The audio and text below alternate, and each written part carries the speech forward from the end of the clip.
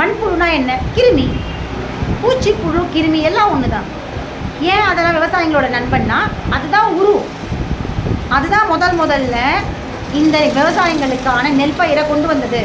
அதுதான் பெண். இதை தான் பெண்கள் தான் முதல்ல விவசாயத்தை கண்டுபிடிச்சாங்க அப்படின்னு சொல்கிறாங்க இல்லையா? அதற்கு என்ன காரணம் அப்படின்னா பெண் தான்.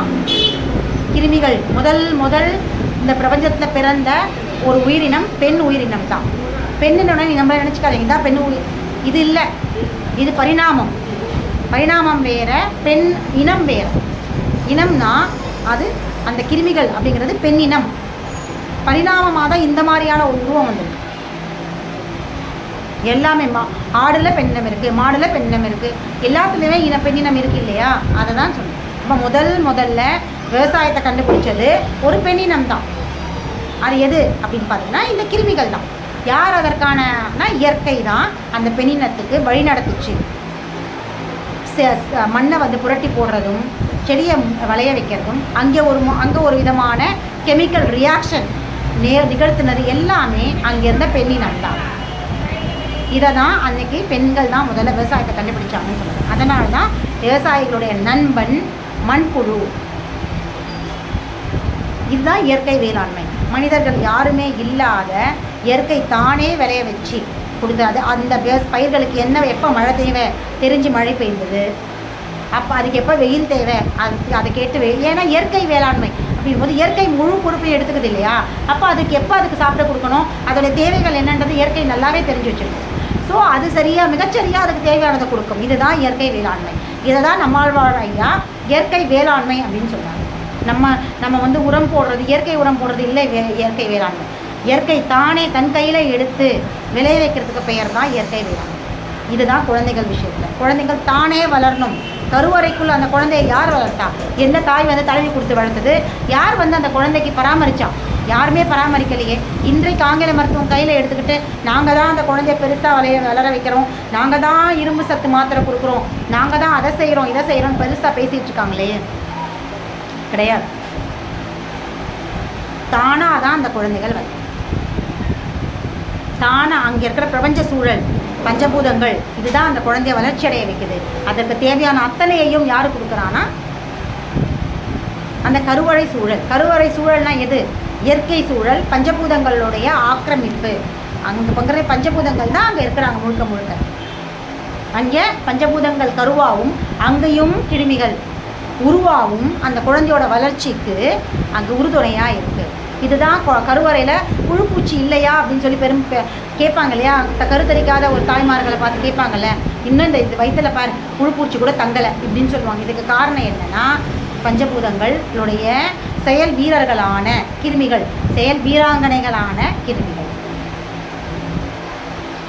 அதான் அந்த குழந்தைய வளர்க்குது, அதுதான் பராமரிக்குது, அதுதான் நிலத்திலையும் செய்யுது. இதுதான் அண்டத்தில் உள்ளதே பிண்டம், பிண்டத்தில் உள்ளதே அண்டம். அப்போ ஒரு குழந்தையை பராமரிக்கிறதும் கிருமிகள் தான். அதே மாதிரி நிலத்தை பராமரித்து பயிர்களை விளைய வைக்கிறதும் கிருமிகள் தான். அப்போ ஔவையாருடைய அண்டத்தில் உள்ளதே பிண்டம் எல்லாத்துக்கும் பொறுத்து தான். இதே மாதிரி தான் குழந்தை வெளியே வந்ததுக்கப்புறமும் தன் இயல்பில் தானாக வளரணும். தானே பசிக்குதுன்னு கேட்டு தானே கேட்டு வாங்கி சாப்பிடணும், தானே சாப்பிடணும், தானே தன்னுடைய குணாதிசயங்கள் தனக்கு எது தேவை, எப்படியான குணம் தனக்கு பொருந்தும், எப்படியான வேலை தனக்கு பொருந்தும், எப்படியான கல்வி தனக்கு பொருந்தும், எல்லாத்தையுமே எப்படியான ஆடை தனக்கு பொருந்தும், எல்லாத்தையுமே அந்த குழந்தை சூஸ் பண்ணி தனக்கானதை எல்லாத்தையுமே செய்கிறதுக்கு பேர் தான் குழந்தை தன் இயல்பில் வளர்றது. நம்மளுடைய வேலை நின்று வேடிக்கை பார்க்கறது மட்டும். அது எப்படி செய்யுது, என்ன மாதிரி செய்யுது அப்படிங்கிறத நின்று நமக்கான படிப்பினை, நமக்கான கற்றல் மட்டும்தான் அங்கே தவிர நம்ம போய் அங்கே இடையூறு பண்ணக்கூடாது. மனித இடையூறு குழந்தை வளர்ச்சிக்கு ஒத்து வராது, ஆகாது. இப்படியான குழந்தை தான் இயற்கையான வளர்ச்சியோட இருக்கிற குழந்தை. இயற்கையோட குழந்தை அதோடைய வளர்ச்சியும் அதோடைய அறிவுத்திறமும் அதோடைய மேம்பாடும் வேறு மாதிரி இருக்கும், வேறு லெவலில் இருக்கும். இயற்கை கிட்ட விட்டால் மனித இடையூரில் வளர குழந்தைகள் நம்ம வைக்கிற புடி குஞ்சு, நம்ம எப்படி செதுக்குறோமோ அது மாதிரி தான் இருக்கும். சிற்பம் மாதிரி நம்ம எப்படி சிற்பத்தை செதுக்கும், அந்த சிற்பம் கூட என்ன அந்த சிற்பி செதுக்கும் பொழுது அவருடைய நிலையில் இருக்க மாட்டார். அவர் வெறும் அந்த கைப்பட்டு தான் செதுக்குது. அவளை செதுக்கும் போது அவருக்குள்ளே இருந்து செதுக்கிறது பஞ்சபூதங்கள் தான். இந்த சிலை ஒழுங்காக வரணும்னா அவர் வந்து கை மட்டும்தான், அவர் வெறும் கருவி, ஆயுதம், அவ்வளோதான்.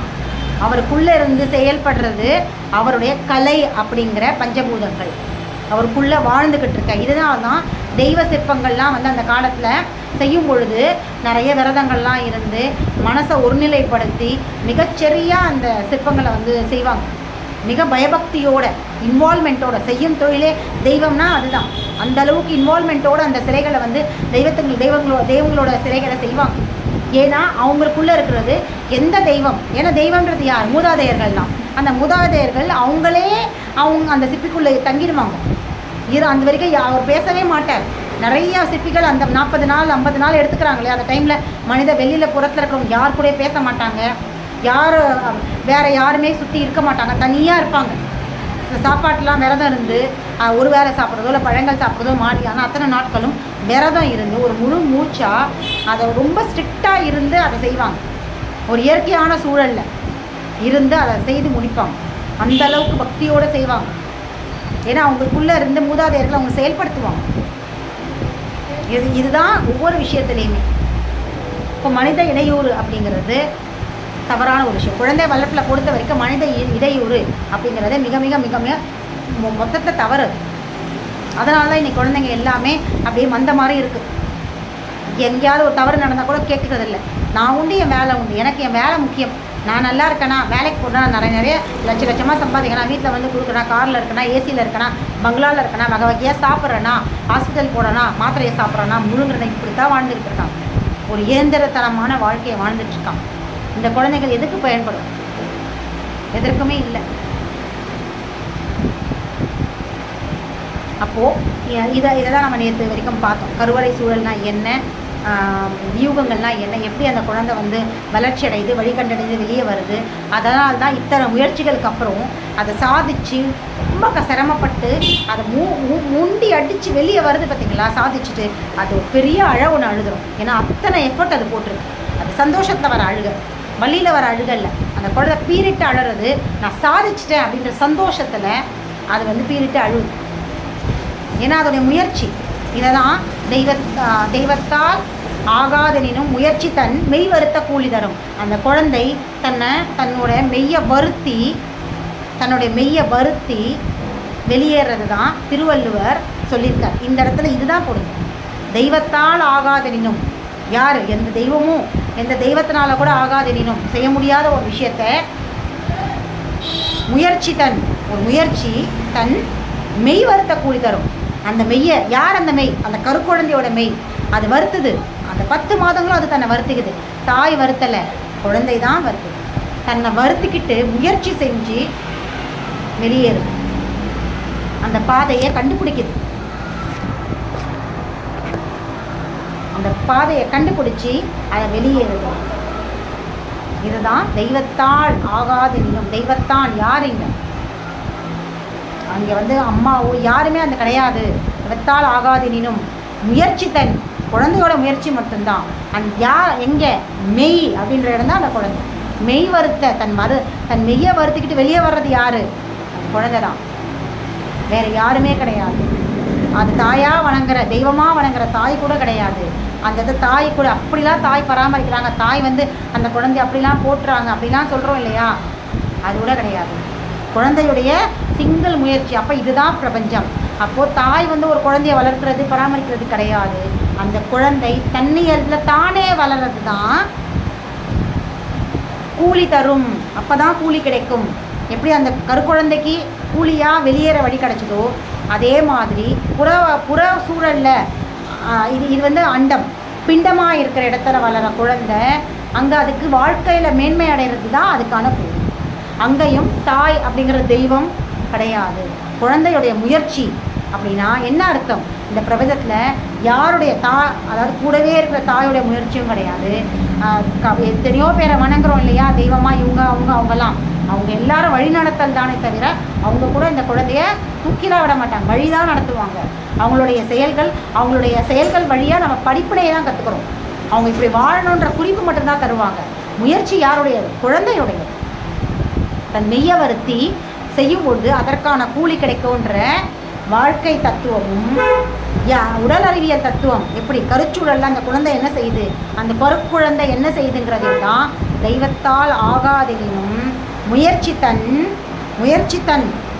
தன்னோட யாரங்க முயற்சி தான், தெய்வத்தின் கூட கிடையாது. முயற்சி தன்னை மெய் வருத்த கூலி தரும், மெய்யை வருத்தும் போது கூலி கிடைக்கும் அப்படின்றத மிகச்சரியான ஒரு புரிதலோட வள்ளுவர் சொல்லுகிறார்.